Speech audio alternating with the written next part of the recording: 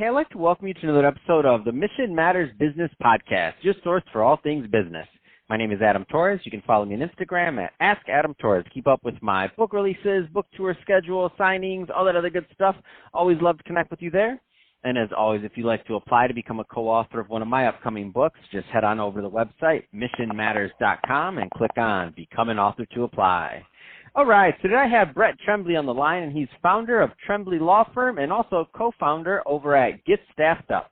Brett, welcome to the show. Adam, thank you for having me. I'm excited.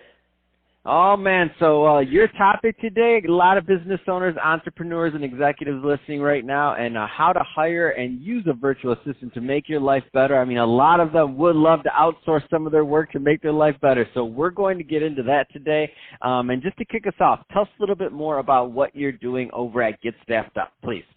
Absolutely, Adam. I would love to. Get Staffed Up is a virtual staffing company. Unlike a lot of companies that help you outsource project work, for example, Fiverr and Upwork, we find full-time team members for your business. Our niche is focusing on attorneys because me and the other co-founder, we are attorneys. We speak the language. We still run law firms and we understand the world, but small businesses have the same components. And so what we do is we find somebody in another country that is going to work with you full-time, 40 hours a week, and instead of having to go through the hiring process yourself, we go ahead and find the person, hire them for you. We remain the legal employer, and you pay us as a 1099. So we're a contract, and it's kind of like having a PEO, but for much less expensive but equally qualified team members from overseas.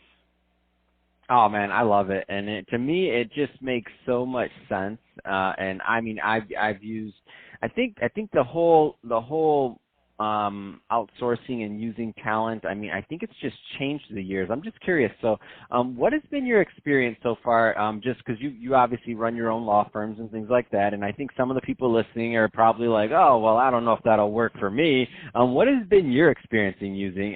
Kind of going through this process. So we have several, at my law firm, we have several assistants in different countries, and the amount of targeted work that you can get done is pretty phenomenal. So we all have, I like to say, as entrepreneurs and business owners, 100 new ideas before we hit the shower in the morning.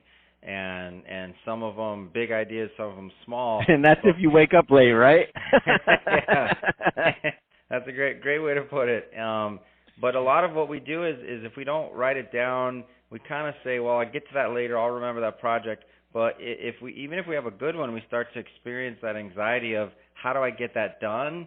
And then we just never do because we don't have the bandwidth to tackle all those cool projects that we want to do.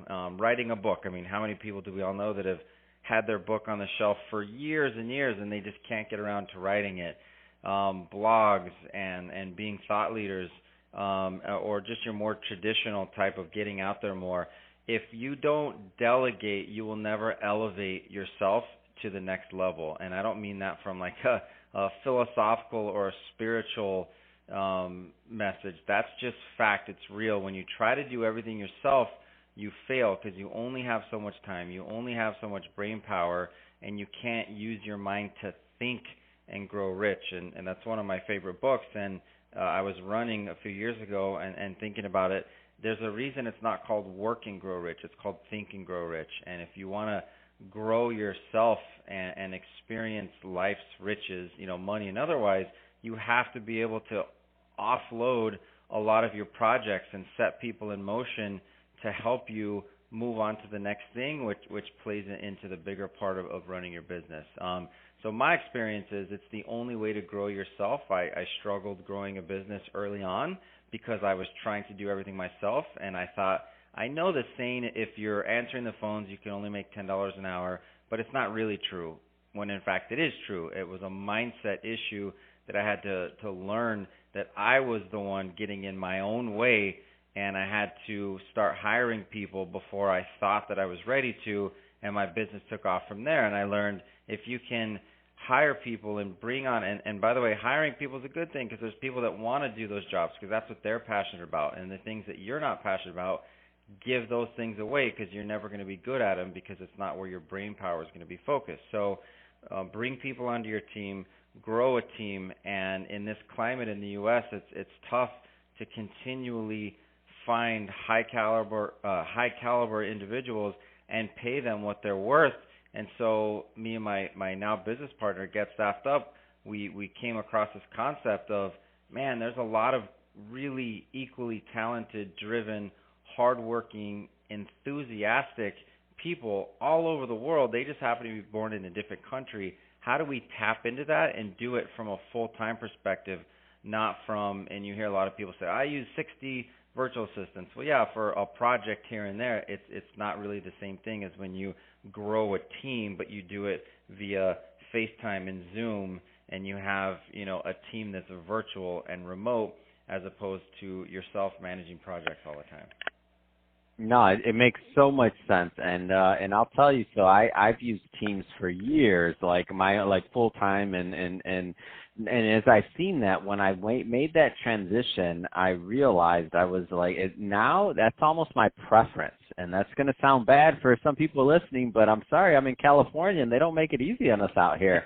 Like in terms of laws and everything else, they don't make it easy. Like for 1099 and other things like that, like if it's a vital function or whatever, I forget how the wording is for all the lawyers out there. Brett, speaking to you, Yeah. But they're not making it any easier than on us, and so it becomes like for my business and for what I do, it becomes a thing of, do I want to pay somebody X amount here, and maybe they're not quite as happy for it, let's just say, and they're looking at what their next thing is, or do I want somebody that's going to be with me long term that I'm paying them well for their market and for where they're at, and they have a great quality of living, and because of that, I have a team member that's long term with me and not just looking for what their next gig is. So I can personally attest that for me, it's definitely changed what I was able to do, especially early on. Like that really was the game changer for me early on, was outsourcing little task by little task. And before I knew it, I'm like, wait a minute, this person, they're better than me. Like because it's just like any other team member. And the reason I'm going further into this is because for some of the people listening, I want them to understand, like, what Brett is talking about is very different than project work and just going on Fiverr and saying, hey, do this website for me. It's totally different. He's talking about just like you were hiring an employee that's right in front of you. They may not day one be as good as you or better than you are on this. You have to train them. You have to bring them on. It's like you're bringing on full-time staff. But over time, that investment that you make in them is going to come back to you. To say tenfold would be an understatement, because they're going to be the ones that, whatever that task was that you were doing, they're going to be the ones that when you do a certain task or a certain thing over and over and over again, they get good. They get better. They'll be better than you in no time. And when that happens, then they start innovating. Why? Because they're bought into you. They're bought into the company. They're bought into the project and what you're doing, only if you build that culture. So if you build that relationship, and if you do that, then, man, it changes everything. So, Brett, I'm a huge fan of what you're doing. I love it, and especially in the going after the law firm niche. I know a lot of them that have never really taken maybe this part seriously, or as seriously as they could, but the talent's there. Can you talk a little bit more about the talent and what you've seen? Because my experience is that I had a bias in the beginning that was completely incorrect. And as I started doing it, using more and hiring more abroad, I've been like very satisfied and happy. Yeah, so first of all, Adam, I want to say you're hired as our spokesperson or our pitch man, because that was fantastic. I like meeting other people that think the same way that we do in terms of it's okay to grow your team virtually. Second of all, I also came into this thing thinking there's only a limited amount of tasks that I could have somebody do that's not U.S.-based, because and this is a subconscious thing, and I don't think we would ever say these things out loud, but you just kind of assume they're not here, they're not part of the culture, they don't understand. So I don't know if this is a real thing, but I call it geography bias. So it's geography bias. If they're not in front of you, if they're not in front of you, then you think that the best talent is in front of you. So if you're in Palo Alto and you need to hire an engineer, you're going to think that the engineers that are right in front of you are the best, when possibly for that project or that engineer might be in the Ukraine that's even better than the person in front of you.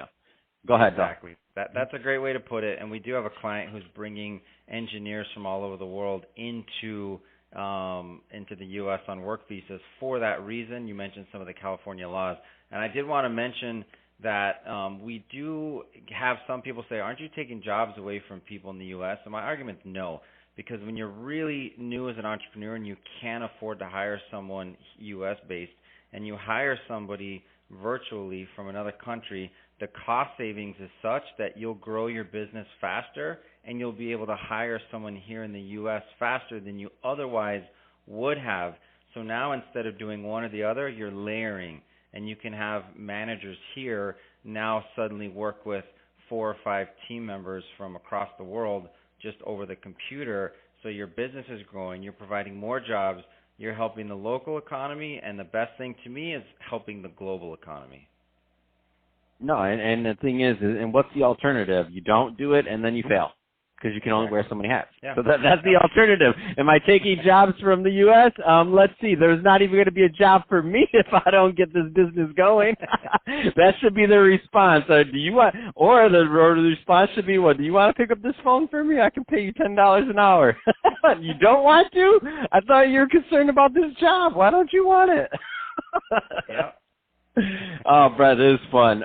So that being said, I could talk to you about this all day long, but we're about out of time on this episode. So that being said, if somebody's listening to this and they want more information on Get Staffed Up, what's the best way for them to connect with you and your team? Best way is to the website. That's, of course, www.getstaffedup.com. You can email us at freedom@getstaffedup.com or connect with us on Instagram, which is @getstaffedup. And to answer your question from a second ago, Adam, we do virtual assistants, virtual marketing assistants, and virtual telephone receptionist type positions. So we really focus on traditionally the high turnover positions in a business, and we try to solve those with really incredible, full-time, terrific team members. Yeah, that's awesome.